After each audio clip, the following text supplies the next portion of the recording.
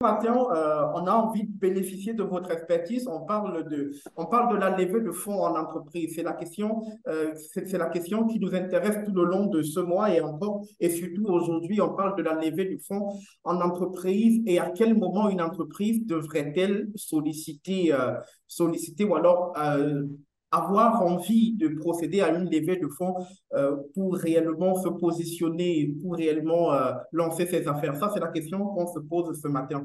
Mais avant de se poser cette question, je voudrais, docteur Jean-Marie Mbieda, qu'on analyse l'environnement entrepreneurial en Afrique aujourd'hui, 60 ans après les indépendances. Quelle est votre observation sur ce qui se fait aujourd'hui? Alors, très bonne question et vous posez la question à la personne assez indiquée parce que je suis expert formateur triplement certifié en entrepreneuriat. Un, selon le modèle asiatique TechnoNet Neutre et trois, selon le modèle business, Banque mondiale, Business Edge.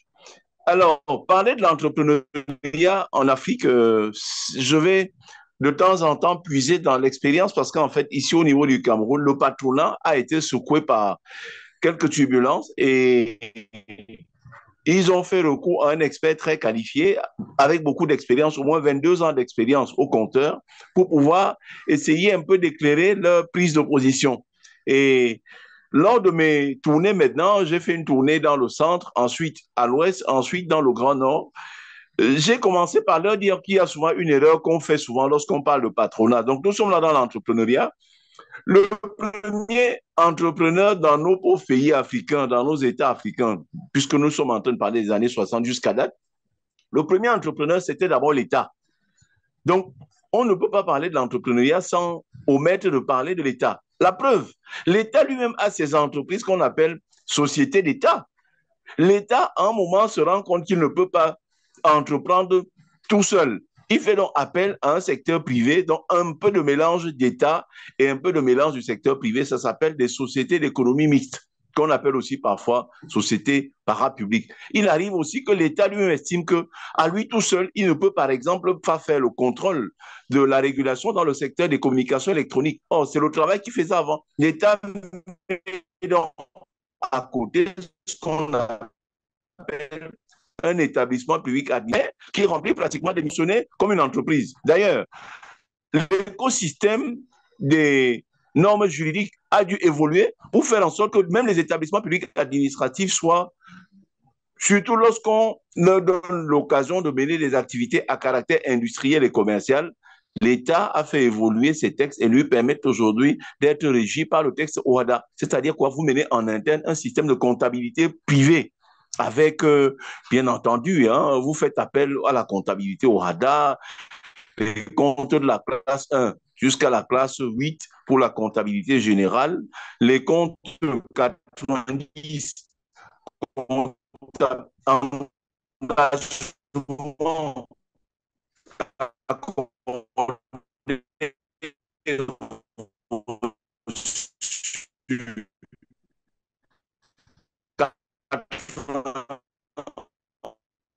Allô, docteur, la qualité d'écoute n'est pas partie très des bonne. engagements accordés reçus pour la comptabilité des engagements et si comptabilité analytique d'exploitation pour certaines entreprises publiques qui mènent des activités à caractère industriel et commercial. Donc, partie.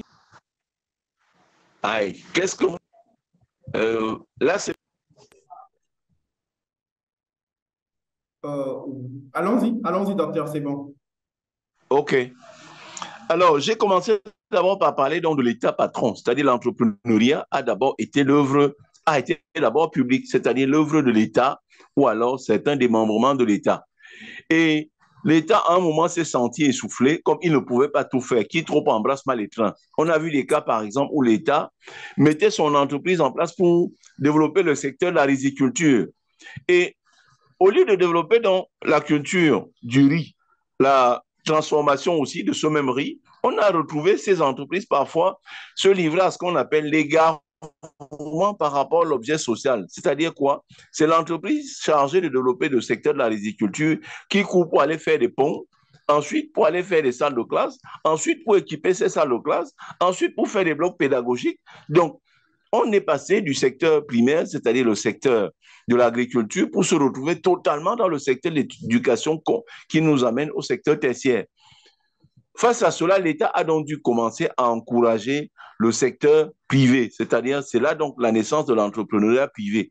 Et dans un pays comme le Cameroun, l'État a eu à mettre sur pied en 1964 ce qu'on on a appelé le CTRI, Comité technique de répartition des devises aux importations, parce que la monnaie qui a cours légal au Cameroun, au Tchad, en Guinée équatoriale, en République centrafricaine, à l'époque même, il y avait la possibilité d'utiliser la même monnaie hors zone d'émission, c'est-à-dire en Afrique de l'Ouest. Donc, cette monnaie, malheureusement, est fabriquée à Chamalières, ça s'appelle le franc CFA, mais elle n'est utilisée ni en France, ni hors zone d'émission. Ça veut dire quoi? Le franc CFA des Comores n'est pas utilisé au Cameroun. Le franc CFA du Cameroun n'est pas utilisé en Côte d'Ivoire. Le franc CFA de la Côte d'Ivoire n'est pas utilisé en France où ça a été fabriqué ou au Cameroun, qui est également une zone franc. Qu'est-ce qui s'est donc passé? Le Cameroun a été obligé, après la mise en place de ce comité technique de répartition des devises aux importations, de partager les devises. C'est-à-dire quoi? Le franc français à l'époque, le yen japonais, le mark allemand ou le dollar américain. Le Cameroun a distribué ça à un certain nombre d'élites qui avaient été choisies, élites commerçantes, élites du secteur de l'agro-industrie, du secteur de la commercialisation. Le Cameroun leur a partagé ces devises et ils se sont donc retrouvés du jour au lendemain comme l'élite chargée de développer l'entrepreneuriat privé. C'est grâce à ça que le Cameroun, par exemple, est en Afrique centrale l'un des pays du point de vue industriel les plus développés. Le PIB industriel de la CEMAC, pour 60%, ça vient du Cameroun. La production, que ce soit de la bière, que ce soit du sucre, que ce soit de l'huile de palme brute, jusqu'à ce que le Singapourien Olam ne vienne développer 50 000 hectares d'huile de palme, enfin de palmeraie au Gabon, ce qui lui permet d'exporter une partie de l'huile de palme brute ici au Cameroun. Mais avant cette opération qui eut lieu au Gabon, le Cameroun, c'était au moins 60 à 70% de la production industrielle de toute la CEMAC, la communauté économique et monétaire de l'Afrique centrale. Donc, voilà la démarche que le Cameroun a choisie pour créer ses capitales d'industrie. Le Nigeria voisin n'a pas fait autrement avec le président Obasanjo qui est arrivé au pouvoir en disant en 1976 ou 17, j'étais déjà au pouvoir. J'ai fait 3 ans et je suis parti, j'ai laissé au civil.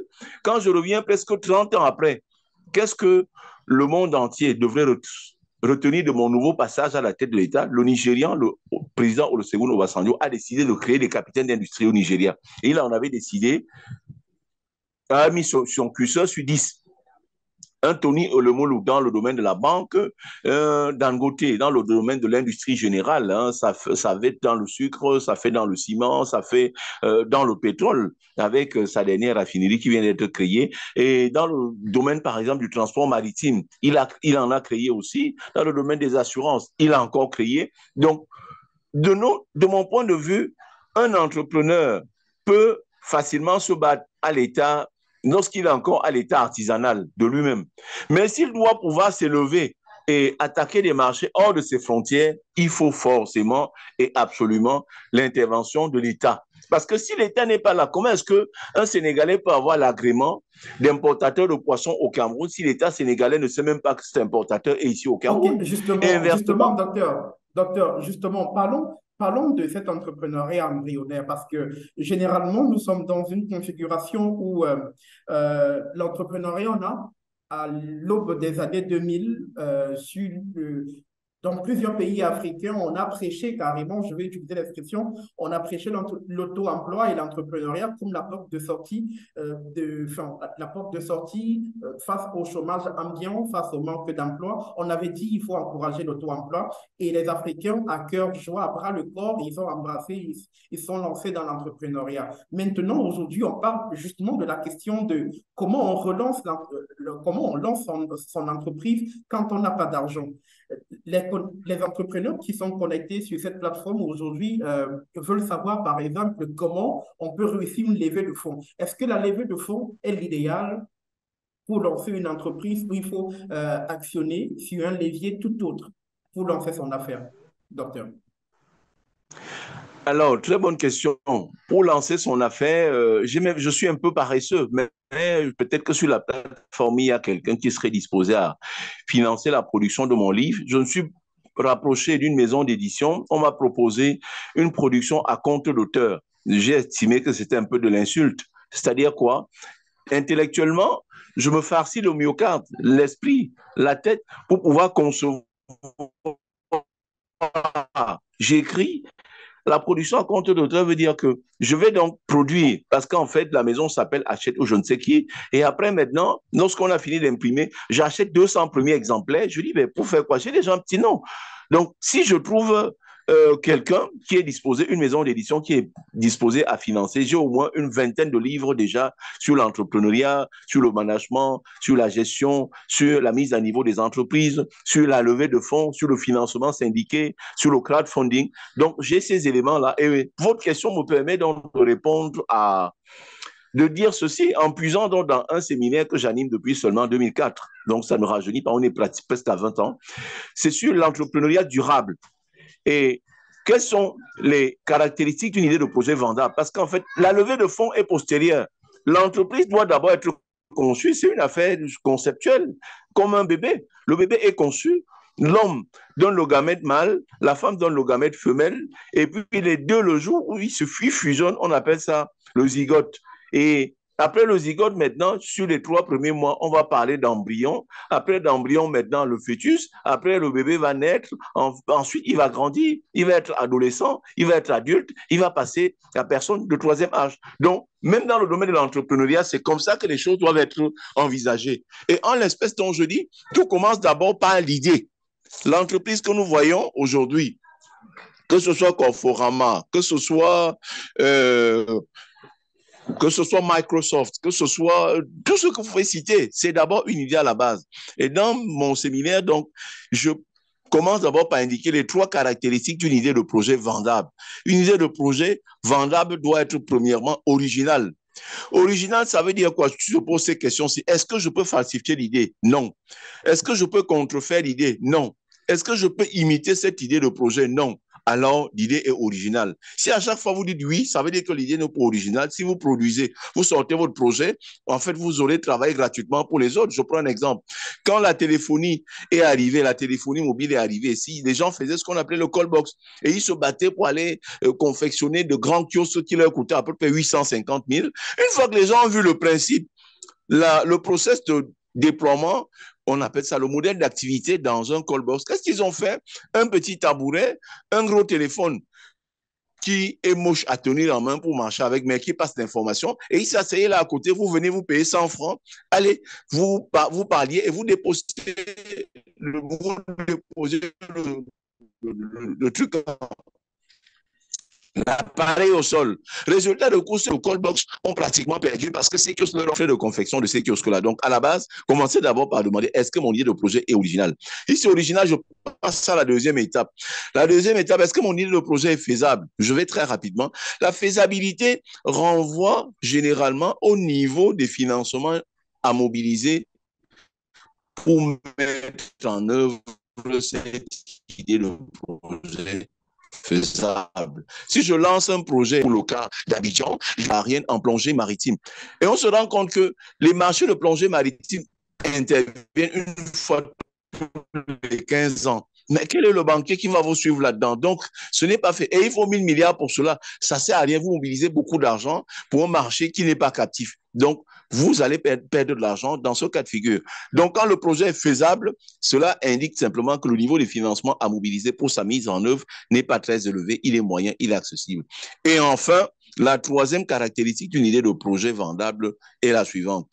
Une idée de projet doit être la solution à un besoin. La mise en œuvre de mon projet permet de satisfaire quel besoin? Si je ne peux pas répondre à cela, c'est que je suis en train de perdre le temps. Même le financier qui accepterait de me suivre dans cette histoire vont perdre leur temps et nous allons finir au tribunal.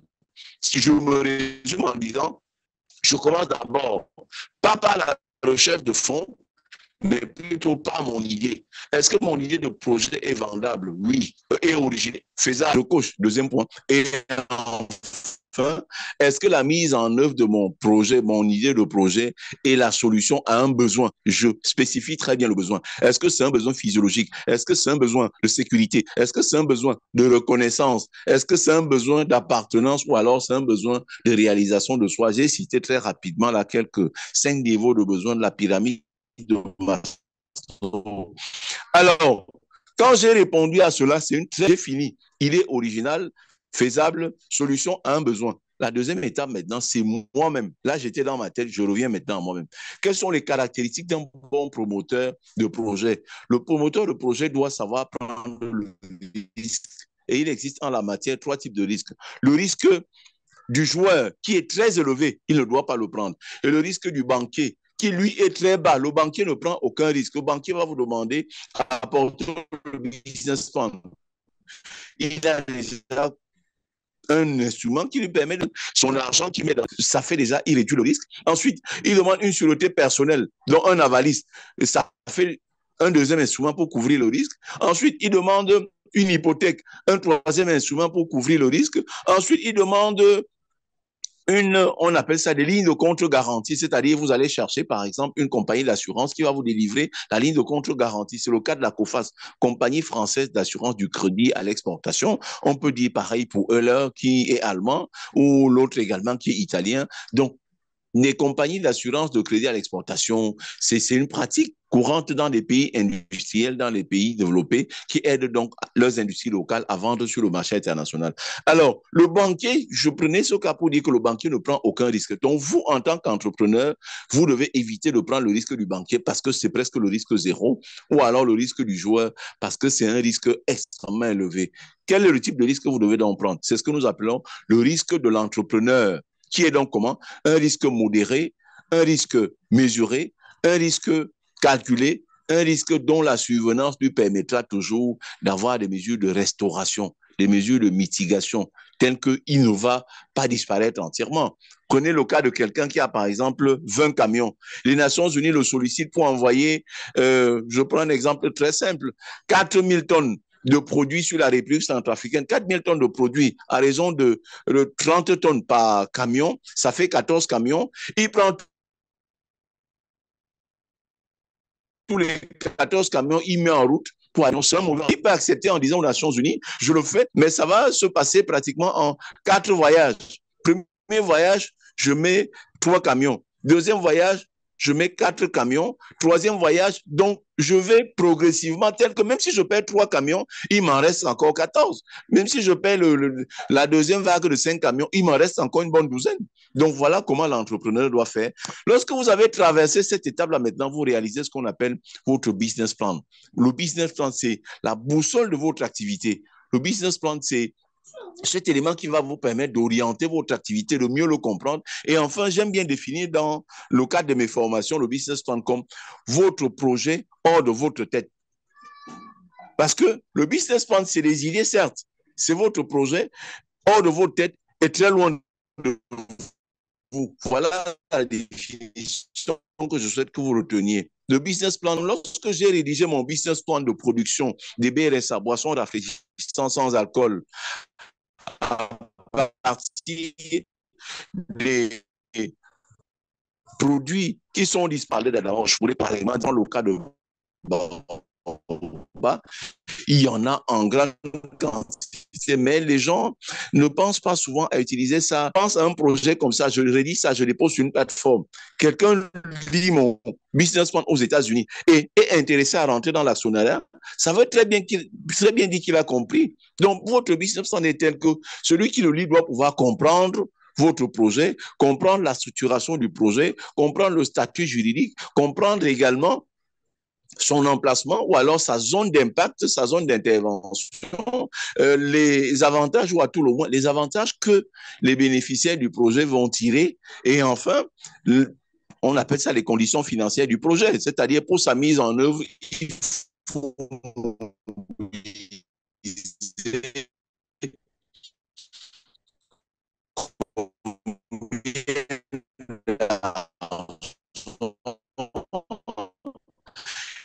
et quand on a mobilisé cet argent maintenant et on pense immédiatement à la rentabilité. On commence les 3 ou 4 grands critères qui sont connus dans le monde entier. Ensuite, je vais ajouter quoi? J'ajoute le payback, délai de récupération, et sont ces unités industrielles de fabrication du BRSA à partir du baobab. Pourquoi aller le faire plutôt que d'aller acheter, par exemple, les actions que la Socapam, par exemple, a eu à émettre sur le compartiment actions de la Bourse des valeurs mobilières du Cameroun, ou alors les actions que la CIE, Compagnie ivoirienne d'électricité, a eu à émettre dans le compartiment actions de la BRFVM, Bourse régionale des valeurs mobilières d'Abidjan, ou alors au Nigeria, ou alors au Ghana. Donc, ces indicateurs, quand celui qui est au loin, très loin de moi, à 12 000 km ou bien à 18 000 comme à Dallas actuellement, quand il a bien lu mon business plan, il devait pouvoir comprendre le projet. Et quand il a donc compris, on va donc résumer les choses. J'ai commencé d'abord par mon idée de projet vendable. Est-ce qu'il est vendable? Les 3 critères, j'ai déjà résumé: originalité, faisabilité, solution à un besoin. J'enchaîne maintenant avec le comportement clé du chef d'entreprise. C'est quelqu'un qui prend des risques, c'est quelqu'un qui fait de la prévision, c'est quelqu'un qui planifie, c'est quelqu'un qui est organisé. Quand j'ai fini maintenant avec le comportement du chef d'entreprise en lui-même, je lance maintenant mon business plan. Mon business plan, une fois loin de moi. Celui qui a lu et qui est intéressé par ça maintenant, vous comprenez, c'est à cet instant-là que vous parlez donc de la mobilisation des fonds. Parce que si lui vient dans mon projet, alors que le statut juridique de mon entreprise, c'est par exemple une société à responsabilité limitée, quelqu'un qui est loin ne peut pas avoir plus d'action là-dedans que moi. Si je suis une société anonyme à administrateur général, l'OHADA dit que c'est tout au plus 3 actionnaires. Moi, ma femme et mon premier fils. Donc, un étranger qui est à Dallas, qui est à Miami, ou bien à UCLA, University of California, à Los Angeles, qui serait intéressé par mon projet, ne peut pas rentrer là-dedans. Donc, parfois, quand je pense à chercher des financements loin, je dois jouer sur le statut de mon projet.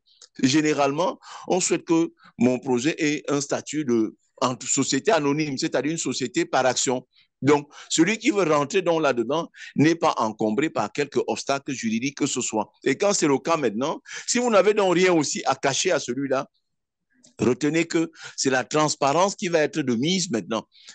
Troisièmement, vous pouvez, une fois que vous avez lancé votre projet, vous vous rendez compte du montant des financements à mobiliser à l'international, ou alors dans une bourse. Si c'est sur une bourse, par exemple, dites-vous bien que dans toutes nos bourses ici, que ce soit la bourse des valeurs régionales et mobilières, la bourse régionale des valeurs mobilières d'Abidjan, ou bien la Accra Stock Exchange, la Ghana Stock Exchange au Nigeria, ou bien Abuja Stock Exchange au Nigeria. J'ai parlé du Ghana, j'ai parlé du Nigeria ou au Cameroun. Retenez très bien qu'on n'accepte pas dans ces marchés financiers ce qu'on appelle des startups. C'est-à-dire, vous lancez une entreprise, elle n'a pas encore fonctionné 1 an, vous voulez aller à la bourse. Généralement, on vous demande de fonctionner au moins pendant 2 ans. Avant, c'était 3 ans. La Douala Stock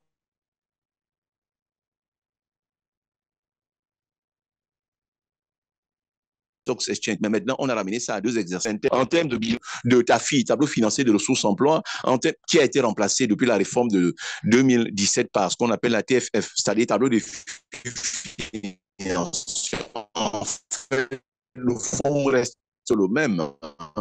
Vous irez là-bas et qui vont permettre aux décideurs de pouvoir ou non. Donc, quand on vous demande donc si vous ne pouvez pas les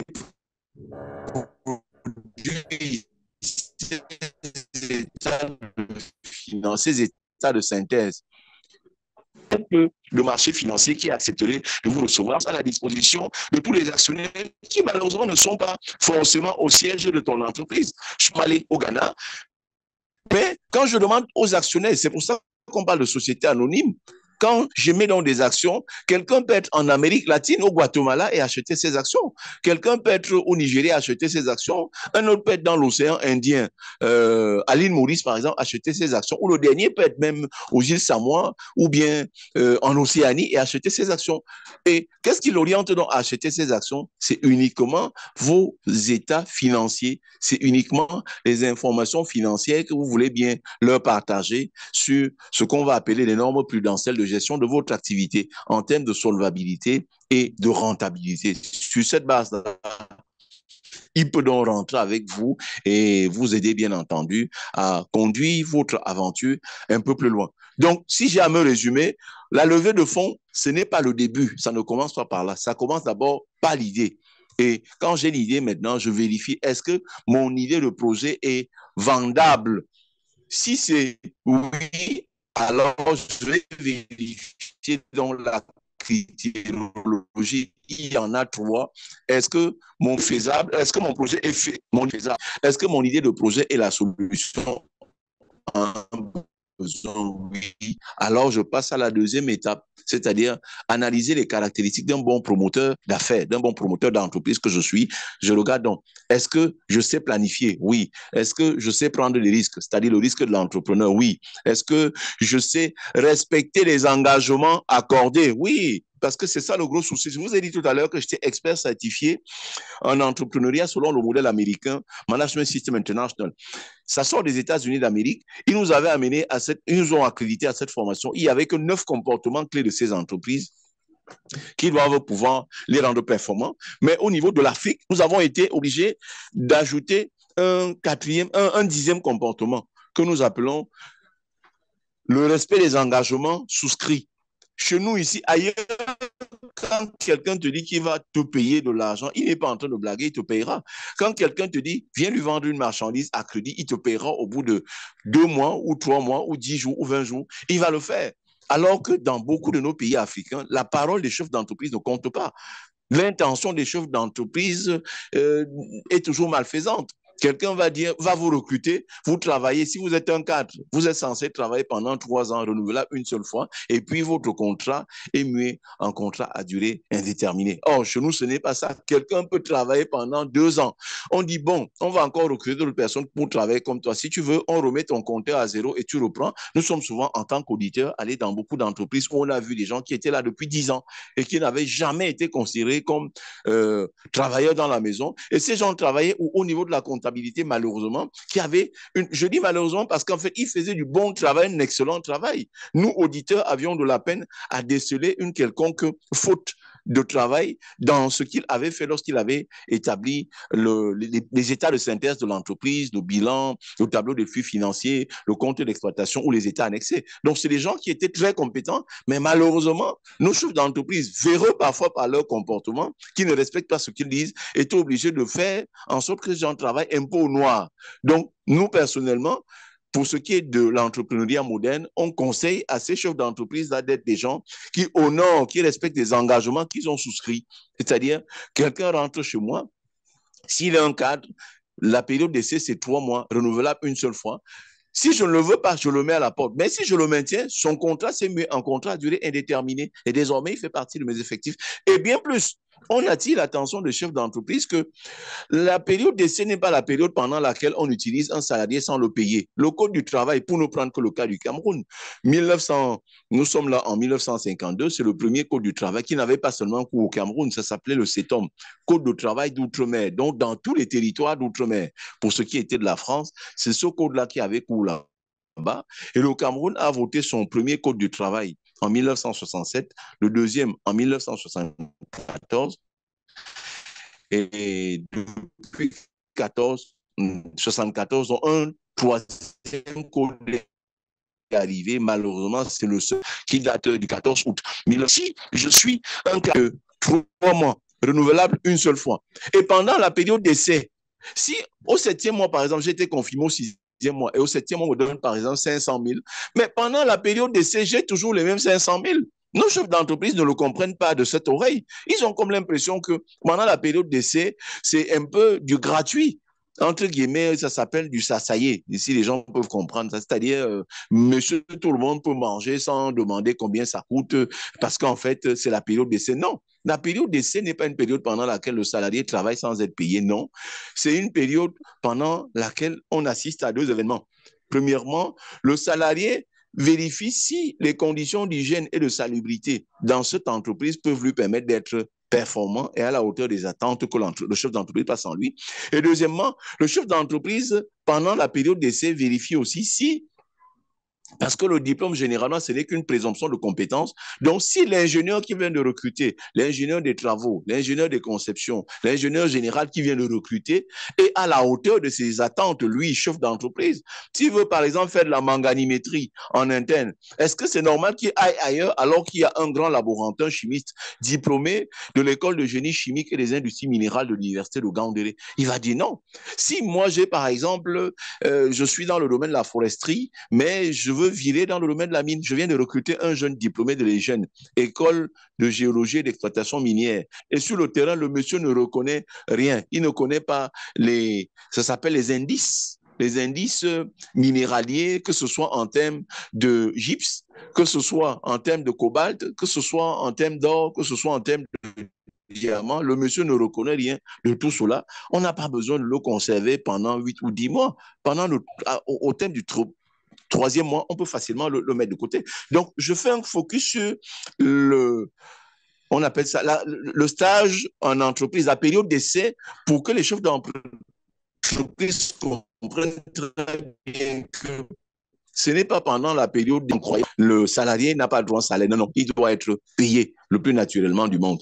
Et si au troisième mois, dès le renouvellement, ça ne tient pas, vous le mettez à la porte. Mais si vous le maintenez, sachez que son contrat s'est mué en contrat d'essai, en contrat à durée indéterminée. Donc, je conclus là-dessus pour dire que la recherche de financement c'est un processus qui intervient en bout de piste, après un processus qui a commencé très haut.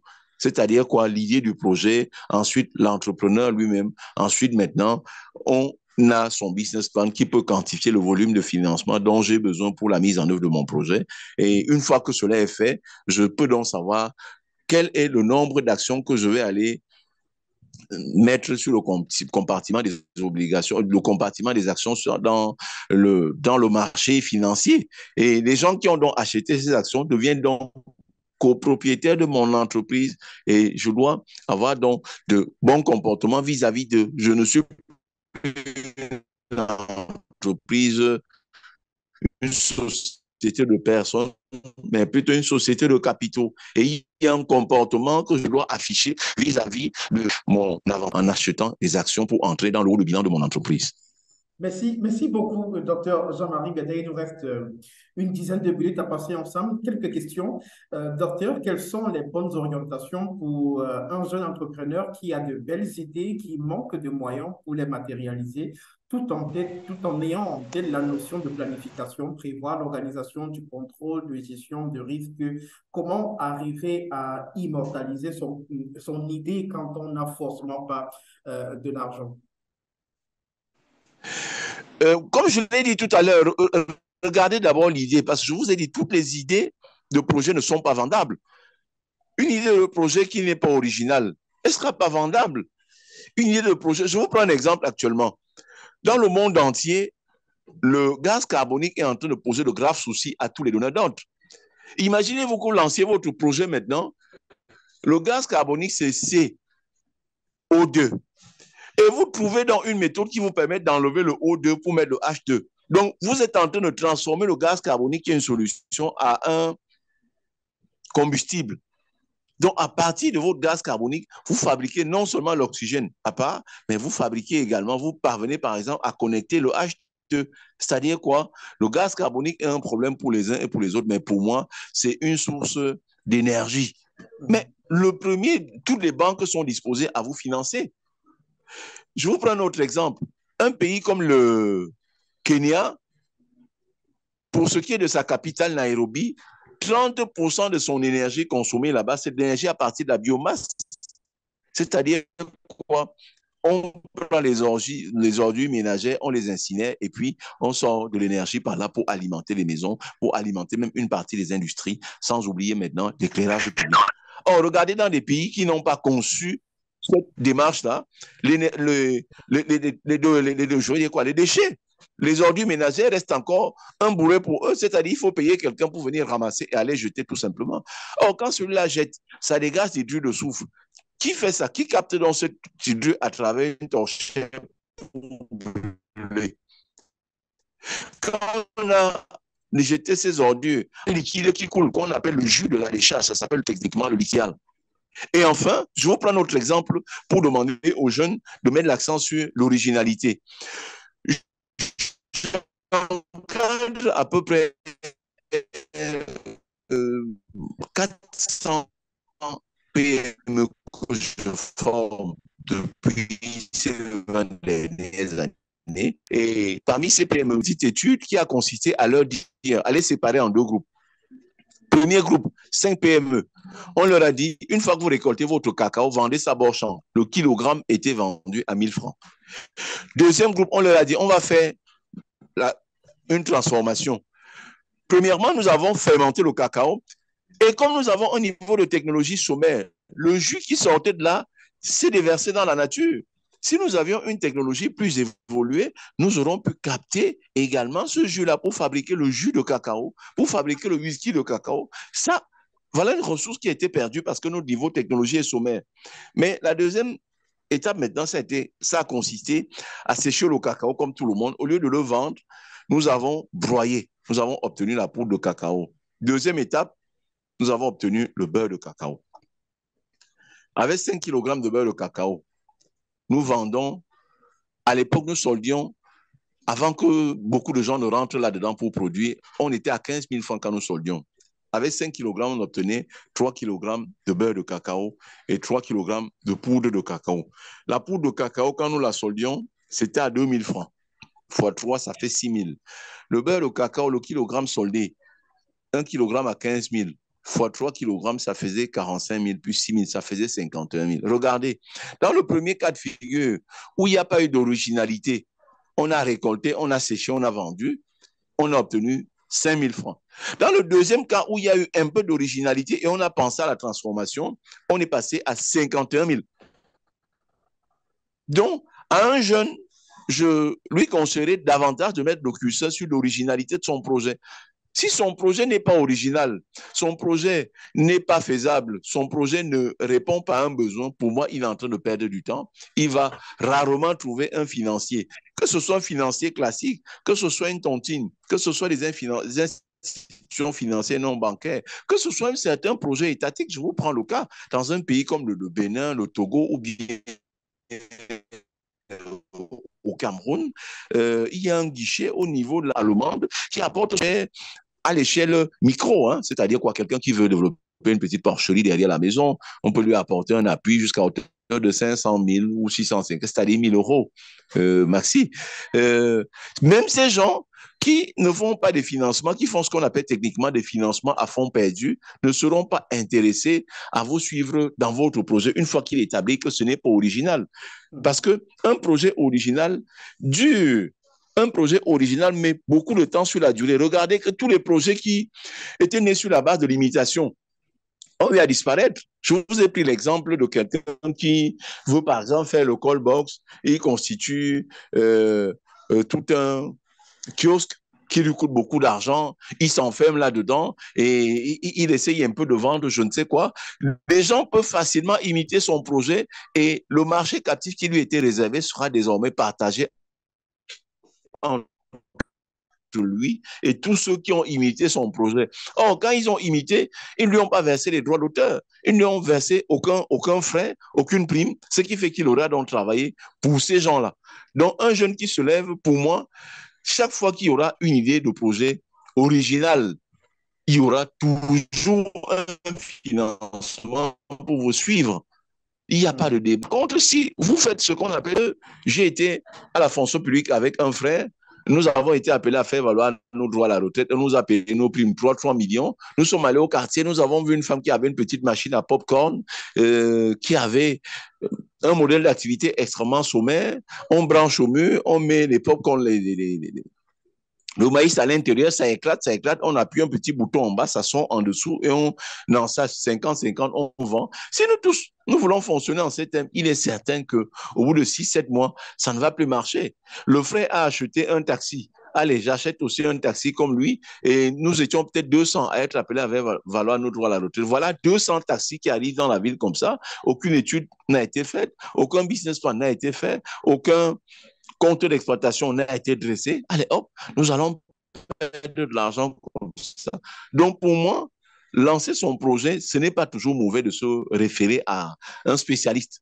Le spécialiste qui, parfois, peut mettre ses frais en mémoire. C'est-à-dire quoi? Le monsieur dit, pour faire votre business, c'est 25 millions. Vous ne les avez pas. Mais dans l'immédiat, là, vous allez me donner 1 million de francs. Pour les 24 millions, je mets en mémoire. Comme je crois au projet, une fois que le projet va fonctionner normalement, des retours à meilleure fortune, je vais me faire payer sur les 24 millions que j'avais mis en mémoire, peut-être même avec un bonus en plus, parce qu'en fait, j'y ai cru. Si je ne m'étais pas engagé, on ne serait pas allé loin. Donc, pour moi, se lancer dans l'entrepreneuriat, c'est une bonne chose.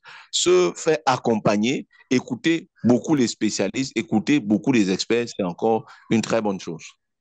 Merci beaucoup, docteur. Je pense que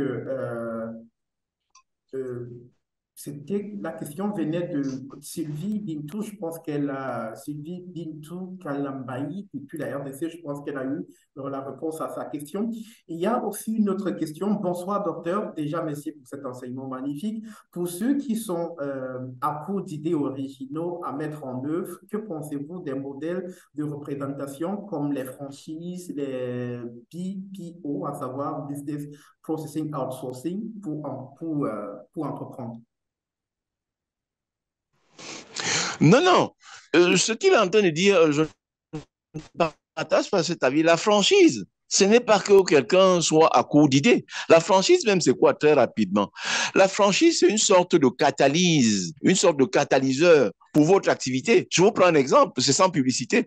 Dans un pays comme le Cameroun, dans les années 60, le Cameroun se rend compte que il n'a pas d'établissement d'hébergement. Or, allez construire un hôtel à cette époque. On dit hôtel quoi? Vous dites hôtel Equala, hôtel Arista, hôtel Tamo, hôtel Aladji. Mais on ne vous connaît nulle part. Davantage parce qu'en fait, le Cameroun avait une flotte qui faisait facilement 1 million et demi de passagers à l'année. Donc, quelqu'un qui est en France, qui connaît déjà le Mérina, qui connaît déjà le Sheraton, qui connaît le Hilton, quand il veut venir ici au Cameroun, il pose simplement la question à son voyagiste, mais est-ce qu'il y a dans le Big Five, est-ce que les Big Five sont représentés au Cameroun? On dit oui, il y a le groupe Ibis là-bas, il y a le groupe Accor là-bas, il y a le Mérina, il y a le Hilton, il y a le Sheraton. Tout de suite, c'est fini. Donc, la franchise vous permet donc de gagner ce marché captif-là sans avoir à envoyer quelqu'un en France, aux États-Unis, en Belgique, pour faire la promotion de la présence d'un nouvel établissement d'hébergement ici chez vous. Donc, le gars qui est en Belgique, qui est à Londres, qui est en Angleterre, qui est aux États-Unis, au Canada ou à Melbourne, chaque fois qu'il pense à la destination Cameroun, ce qui lui traverse l'esprit, c'est un Sheraton, c'est un Hilton, c'est un Radisson Blu. C'est comme ça que ça se passe. Donc, la franchise consiste donc à aller dire à ces gens-là, oui, je viens de construire le chez moi ici, mais c'est un sans nom. On dit, OK, un exemple. Au Nomo, on en a 33 ici en Afrique. Je viens de construire mon hôtel à Bonandio. On dit, OK, qu'est-ce qui se passe? Vous prenez donc Onomo et vous nous payez donc. C'est un exemple, hein, 100 000 francs à la fin de chaque mois, mais la condition, c'est que vous devez prendre tout chez nous. C'est nous qui allons donner les couverts, c'est nous qui allons donner toute la literie, c'est nous également qui allons former le personnel, c'est nous qui allons mettre sur pied le logiciel, le système d'information de gestion de toutes les recettes, de la trésorerie et même des aspects extrêmement financiers dans le domaine. C'est nous qui allons le faire. Si vous signez ce contrat-là, c'est terminé. Donc, la franchise n'est pas une démarche pour ceux qui n'ont pas d'idée de projet. Non, au contraire, c'est pour ceux qui ont déjà un projet, mais qui veulent donc booster les performances commerciales de ce projet. C'est d'ailleurs la raison pour laquelle vous voyez que quand vous êtes dans une structure de franchise, au bout d'un certain temps maintenant, vous enlevez, vous ne payez plus la franchise. Voilà, on dit facilement hôtel Sawa, les gens savent ce que c'est, mais à l'époque, c'était le Nouveau-Tel. À Yaoundé, c'était le mont fait Sofitel. Si vous alliez à Bertois, il y avait encore le Nouveau-Tel là-bas, il y avait le Misao, le Nouveau-Tel, tout ça. Mais avec le temps, une fois que c'est déjà connu, vous pouvez donc vous libérer de la franchise et faire voilà, uniquement votre nom parce que c'est depuis 20 ans, depuis 10 ans, depuis 15 ans. Des gens savent déjà qui vous êtes. Voilà l'intérêt de la franchise. Donc, pour lui répondre, la franchise, c'est même faire preuve de beaucoup de conception, mais il faut d'abord que le travail ait été bien fait à la base. Sinon, lui sera donc, s'il obtient la franchise, on va l'appeler le franchisé. Et celui qui donne la franchise, on l'appelle le franchiseur. Le Hilton va rarement accepter de donner son nom de Hilton qu'on aille coller sur un établissement d'hébergement qu'on a construit dans les bas-fonds, dans un quartier marécageux. Le Sheraton va rarement accepter de donner son nom qu'on aille accoler à un établissement d'hébergement qui est dans un quartier malfamé. Le Radisson Blu, qui est en train d'être construit ici à Douala, alors que c'est déjà en Djamena très rapidement, c'est, retenez donc très bien que c'est même une chance pour vous que les franchiseurs fassent de vous leur franchisé. Donc, il faudrait que vous ayez déjà fait preuve de quelqu'un qui est à la hauteur des attentes de ces gens-là. Parce que vous imaginez, par Hilton, quelqu'un arrive là-bas et il a besoin qu'on lave son habit dans un pressing en interne. Dans les Hilton, le pressing, c'est en interne, ce n'est pas dehors. Et il n'y en a pas. Il a besoin d'un téléphone depuis sa chambre.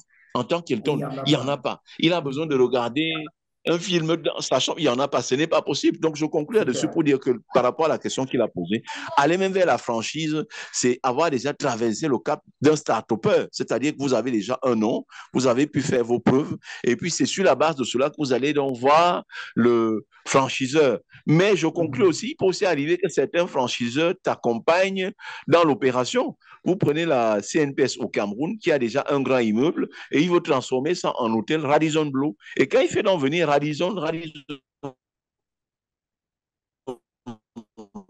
regarde et dit ok, ça vaut le coup, mon dessus. Mais si vous n'avez pratiquement rien, foncez vers un franchiseur pour devenir son franchisé, c'est souvent très difficile, ça relève d'une... Oui, ça devient très compliqué. Généralement, c'est souvent possible quand c'est uniquement dans les salles de classe, c'est-à-dire dans les amphithéâtres comme ça. Merci beaucoup, docteur. Je pense que le coach Belmont a eu la réponse à sa question. De classe. Oui, docteur. On va prendre une autre question, je crois la dernière, dans le chat room, avant de prendre en présentiel. Que pense le docteur de l'intelligence artificielle dans le domaine, dans le commerce en Afrique? Doit-on continuer à fonctionner à l'ancienne? Disons que l'intelligence artificielle peut beaucoup plus être bénéfique dans les industries de services. Je vous prends un exemple. Je viens de finir une mission de mise à niveau dans une PME camerounaise qui opère dans le domaine des communications électroniques. Généralement, lorsque un client des grandes a besoin d'un service, va passer celle.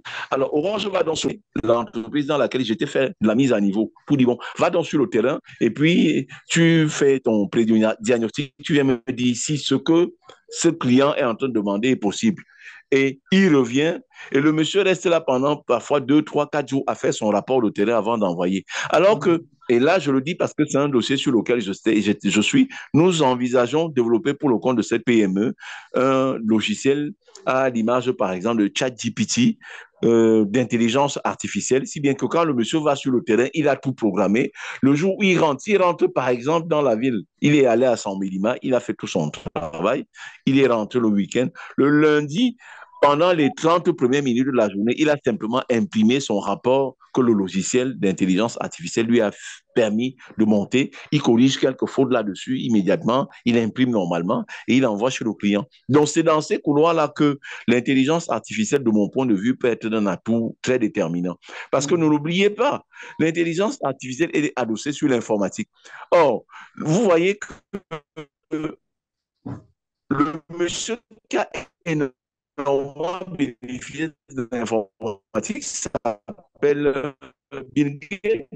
Pourquoi? Parce qu'il va tuer l'informatique, c'est celui qui était emprunt.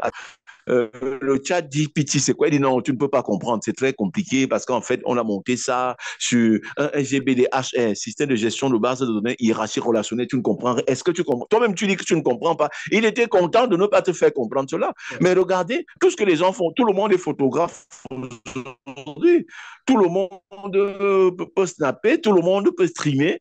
Parce que quoi? Le monsieur a démystifié. Il a essayé de nous donner donc une configuration utilisateur qui est très conviviale, mais tout ce qui se passe derrière maintenant, c'est-à-dire les lignes de code qu'il faut, entre guillemets, les lignes de code qu'il faut produire, le système qu'il faut concevoir, tel élément, telle formule qu'il faut prendre, tel autre pour encoder ou décoder. Non, non, l'utilisateur n'est pas intéressé par cela. Donc, de mon point de vue, si l'intelligence artificielle va aller dans le commercial en étant très compliqué, ce serait, de mon point de vue, une perte en termes d'investissement. Je reviens chez vous, allons dans nos entreprises. Quelqu'un arrive, on dit batch avant de sortir, batch avant d'entrer. Mais quand il a fait 2 ou 3 fois dans la journée, il est énervé, il ne veut plus. Considérez que l'intelligence artificielle, c'est en fait une culture à la base. Or, notre culture va dans le sens de dire que non. Un exemple simple. On rend visite à quelqu'un au travail et non chez lui. Oh, tout le monde sait qu'il est au travail. On dit, mais ça fait quoi? C'est le travail d'une gomme, ça ne finit pas. Je vais aller le voir là-bas, pas pour lui parler du travail, mais pour parler des choses totalement à milieu du travail. On se met dans la papoter, on discute des choses qui n'ont rien à voir avec son travail. Et parfois, lui n'est pas gêné. Et c'est pour ça que beaucoup de nos entreprises ne sont pas très performantes. Donc, pour moi, dans nos activités humaines, il faudrait que cela aille beaucoup plus dans les secteurs où le niveau de la cité même est déjà un peu élevé. Okay. Parce que quand vous allez dans une entreprise où on fait la programmation, dans une entreprise d'ingénieurs,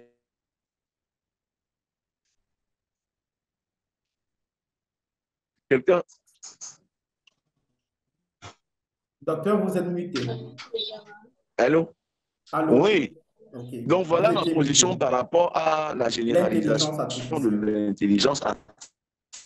Merci beaucoup, docteur Jean-Marie Biakata. C'était la question de... d'abord dans l'environnement ou bien des techniciens supérieurs ou encore... Oui. OK. Merci beaucoup pour cette réponse, docteur. Je pense que c'était la réponse à la question de Josiane du côté de la France. Merci beaucoup, grand docteur, vraiment. Bravo. Voilà, elle répond de la France. Et il y a une dernière question, une autre. Vraiment, ça sera la dernière dans le chat room cette fois-ci parce qu'il y a tellement de questions. Quels sont les critères ou les qualités essentielles que vous considérez comme décisifs lors du choix d'un partenaire commercial et quelles sont les erreurs à éviter dans ce processus de sélection, docteur? Alors, lorsque je vais chercher un partenaire, il faut que je fasse un effort de connaître un peu ce partenaire. Parce que si j'apprends seulement que non, voilà, monsieur qui est disposé à acheter tout ce que vous avez ici au Cameroun ou en République centrafricaine ou au Gabon, et puis il va revendre ça parce qu'il a une centrale d'achat en France. Si je n'ai pas d'informations sur ce monsieur, c'est très dangereux. Donc, premièrement, faire la recherche documentaire sur ce partenaire-là, sans se fier uniquement sur les informations qu'il m'aura données. Deuxièmement, faire également ce qu'on peut appeler une sorte de due diligence. La due diligence, ça veut dire quoi? Ce partenaire n'a toujours pas connu que du succès dans ce qu'il fait. Donc, je regarde quelques gens avec qui il était déjà en relation d'affaires ou alors quelques-unes des références dans ses prestations ailleurs. Je prends un exemple, je vais chercher un partenaire qui va m'aider, par exemple, à mettre sur pied un pont bascule à l'entrée de mon usine. Il est fabricant de ces ponts bascules. Je peux regarder ailleurs également. Que non, tous les ponts bascules qu'il met, c'est très sensible, ça fonctionne très bien, mais au bout de 24 ou 25 mois comme ça devient très insensible. C'est-à-dire quoi? Les gens qui viennent acheter l'huile chez moi viennent avec des camions de 36 tonnes. Donc, ils montent sur le pont bascule, on note le poids à vide, ils passent, on charge l'huile également, ils viennent remonter et je fais la différence entre poids total autorisé à charge et poids à vide. Je vois donc la charge utile qu'ils ont transportée, je facture. Or, si cet appareil que au bout de 24-25 mois perd sa sensibilité, ça veut dire que je vais me retrouver au lit de mon produit. Je prends le cas de l'huile. Très bien, l'huile de palme brute, parce que l'entreprise dans le secteur de formation d'huile de palme brute, je serai donc en train de vendre pratiquement à perte. Je peux être porté à accuser mes collaborateurs qui sont là, qui volent, alors qu'en fait, c'est l'outil de métrologie que j'ai mis en place qui avait quelques déficiences depuis l'usine. On pourrait dire que c'était une sorte de d'OP. L'obsolète donné, ça va être sensible pendant les 24 premiers mois. Mais à partir du 25e mois maintenant, ça va les tourmenter jusqu'à ce qu'ils reviennent encore racheter l'autre qui malheureusement est dans la même configuration. Donc, premièrement, du dîner. Troisièmement, me faire accompagner par un expert. Et voici un qui est en train de vous parler en matière de négociation. L'entreprise que j'ai eu à mettre à niveau, là, je leur ai proposé, il y a toute une grosse mission où je vais former plein de leurs cadres en matière de négociation parce que négocier avec un partenaire, ce n'est pas toujours une affaire assez aisée. En retenant que le partenaire, s'il vient chez vous et il vous prend à 0 sous, il ne va pas cracher dessus. Il ne va pas cracher dessus. Donc, quand le partenaire vient vers vous, il vient dans l'optique de pouvoir gagner un peu plus que vous. Donc, qu'est-ce que vous avez à faire le plus naturellement du monde? Vous vous faites accompagner par un expert de ces questions. Bon, puisque je suis avec vous, je vais encore donner quelques biscuits pour ceux qui nous suivent. Avant que vous ne partiez, arrangez-vous à vous mettre sur le 31. Si c'est une paire de chaussures en peau de grenouille de mer ou un pantalon en tissu Prince de Galles ou une cravate en fuchsia, n'hésitez pas. La première impression compte énormément vis-à-vis du partenaire qui est en face de vous. Mais si vous venez le premier jour là, les cheveux ébouriffés, c'est quoi, j'ai perdu ma femme, mon enfant a avalé la lame de rasoir, vraiment, il est en prise en charge intensive à l'hôpital général de ci ou de ça. Le partenaire qui est en face n'a cure de tous vos problèmes.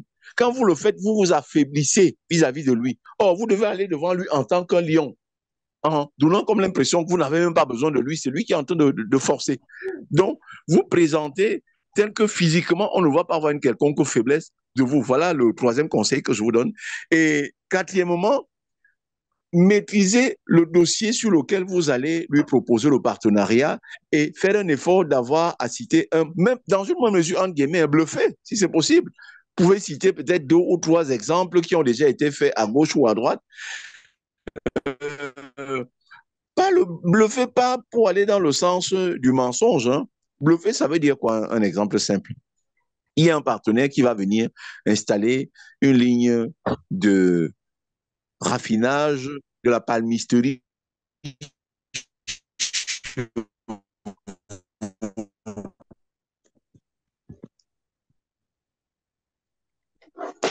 Et il vous dit 4 tonnes métriques par rafale. Or, une rafale tient sur 2 semaines. Donc, on est autour de 8 tonnes métriques par 4, c'est assez de matière première. Vous pouvez lui dire que non, je peux compter sur leur production pour alors saturer la capacité de production de cette ligne de palmisterie que tu es en train de mettre en place. Donc, vous devez bien connaître le produit que vous allez lui présenter, mais en même temps, c'est son intérêt et de vous montrer un peu, de créer un sentiment de rareté. Prendre l'habitude de lui parler toujours on va dire, en extension. Vous voyez, nous au Cameroun, non, nous en Afrique au sud du Sahara. Retenez bien le Ghana, j'ajoute le Niger, j'ajoute le Togo, je peux traverser en allant même au Kenya. Quand vous le baladez dans cette sphère, dans cette circonscription assez large, où il voit facilement 200, 500 millions de consommateurs, je suis dans le pays, les voitures vont chez nous une fois tous les 3 jours. Il n'y a pas d'électricité là-bas, on sait que les panneaux solaires et quand la batterie d'accumulation est gâtée. Si vous dites tout cela, c'est de nature à le repousser. Donc vous vous présentez sur votre beau jour, plus beau jour physique, et vous soignez votre langage. Vous faites un effort d'être fluent. En anglais, on aurait dit fluent, c'est-à-dire d'être éloquent, d'être loquace. Vous lui montrez que vous avez une totale maîtrise du sujet que vous êtes en train d'évoquer et ne pas être dispersé. Parce qu'en fait, si vous avez déjà de ces lignes de raffinage d'huile de palmiste pour dire que non, vous sortez maintenant de cette histoire pour aller parler de mangue. Vous pouvez également faire des choses avec les prunes. Vous êtes maintenant dans les prunes. Ensuite, dans sa tête, il va dire, voici quelqu'un de dispersé. Je voulais d'abord qu'il y ait un point d'ancrage dans nos négociations, on va commencer d'abord par les lignes de raffinage dans la palmisterie. Et après, maintenant, on parle ailleurs. C'est beaucoup courant chez les Chinois. Parce qu'on dit qu'un voyage de 1000 km commence par le premier pas. Donc, c'est le premier pas qu'il veut faire. Il faut que ce premier pas soit le pas pivot, le pas à partir duquel on peut maintenant tout faire. Or, et on aime à le dire aussi, qui trop embrasse mal les trains. Si vous envisagez les choses telles que le premier jour, il va venir avec 1001 produits. Or, il peut aussi arriver que parmi les produits qu'il veut vous proposer, il y en a dont l'importation est soumise à déclaration préalable, à obtention d'un visa. Résultat de course, il peut vous dire finalement, son intérêt peut glisser de ces lignes de la palmisterie vers les lignes de mandarine. Comme vous avez dit que vous faites tout, et il repousse donc, il reporte donc les délais de négociation. Donc, quand bien même il vous parle de 1001 choses, acceptez tout cela, mais concentrez-vous sur l'élément sur lequel vous avez suscité son intérêt. Quitte à ce que ce soit lui qui dise maintenant, bon, l'ordre de priorité maintenant, commençons d'abord par la mandarine. Et dans ce cas également, vous arrangez à être d'abord indépendant de lui. Parce qu'on voit souvent ça, quelqu'un qui va négocier, le partenaire est venu peut-être de l'étranger, il dit, oh, viens, il va chercher ses amis au quartier, il vous fait boire. Et ensuite, il dort à son hôtel. Et le matin, il dit, non, non, est-ce qu'on ne peut pas trouver un machin là? Tu vas chercher une voiture, peut-être ta voiture, tu déguises, tu mets maintenant une relation à charge pour lui. Par contre, si lui, il a voulu dire un instant, vous le prenez, vous l'amenez dans votre manoir à l'ouest. Quand il arrive là-bas, vous dites que non, c'est ma maison de campagne ici. Ça coûte entre 150 et 300 millions chez moi pour l'entretien. La perception qu'il avait de vous et beaucoup de choses, mais pour les renforcements qui légalisent cela. Donc, au départ, il me dit non, non, non, je vous en prie, vraiment, il faut que montrer ma bonne foi qu'on va continuer dans cette négociation aussi. Mon ordinateur, j'avais simplement mis sur le disque dur externe, il n'y a rien là, je vous le donne, comme signe de consécration de notre partenariat. Rassurez-vous, comme je rentre là, nos affaires vont aller très vite. Et négligemment, vous pouvez appeler un de vos enfants, vous dites, OK, ça peut l'aider. Vous lui donnez ça, même si vous allez récupérer après. C'est-à-dire garder la tête haute. Malheureusement, et j'ai souvent eu la chance d'assister à certains de ces événements où beaucoup de nos frères vont souvent se coucher. Quand vous vous couchez déjà devant ce partenaire, parfois, qu'est-ce qu'on envoie? On n'envoie pas le décideur. On envoie peut-être le cinquième collaborateur dont sa voix ne porte pas. Quand vous vous couchez déjà devant lui, vous croyez que c'est lui-même qui va aller demander à ce que vous voyez son PDG ou son patron qui a 5, N+5 au-dessus de lui? Pas du tout. Donc, en matière de négociation, un moment, c'est une affaire personnelle. Il y a ce que je vais appeler l'influence. Il y a de l'influence ici, où tu vas regarder sur le monsieur qui est en face, et il va vous regarder. Et quand j'ai fini de le dire, si vous me demandiez le facteur clé pour dénouer un partenariat en votre faveur, je mettrai la communication, l'éloquence. Oui, oui, il faudrait que le monsieur qui va négocier maîtrise ce qu'il est en train de dire. Qu'il est, dans une même mesure, s'il n'est même pas très intelligent, il n'est pas très loquace, il n'est pas très éloquent, il y a 2 ou 3 éléments, il va avec ses équipes. Ce n'est pas une mauvaise chose. Là, je vais vous parler, nous avons un établissement d'hébergement dans notre complexe, nous avons une palmisterie, nous avons une confiturerie, et puis nous avons maintenant un incinérateur de tous les déchets que nous avons ici, la biomasse pour produire l'énergie pour notre usine. Pour cela, maintenant, on va commencer par parler donc justement de la production d'énergie à partir de la biomasse. Voici notre ingénieur qui va vous édifier sur ce projet qui a 3, 4, 5, voire 6 ans d'âge chez nous maintenant. Et après, donc vous jouez un peu à une sorte de modérateur avec vos équipes. Et là, chez nous, malheureusement, le monsieur dit, mais ce gars, il touche 200 000 par mois. Comment je vais payer l'avion? Il va dormir. Je n'engage parfois des croyants que la cause c'est ailleurs. Non, la cause c'est nous-mêmes. Nous n'avons pas pu constituer notre équipe parce que n'étant pas très loquace, n'étant pas très éloquent pour pouvoir négocier vis-à-vis d'un partenaire qui a vu un intérêt à venir investir dans